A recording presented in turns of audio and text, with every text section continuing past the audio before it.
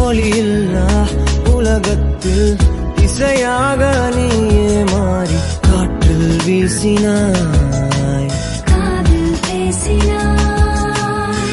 மொழியில்லா மௌனத்தில் விழியாலே வார்த்தை கோர்த்து கண்ணால் பேசினாய், கண்ணால் பேசினாய். 100 ஆண்டு உன்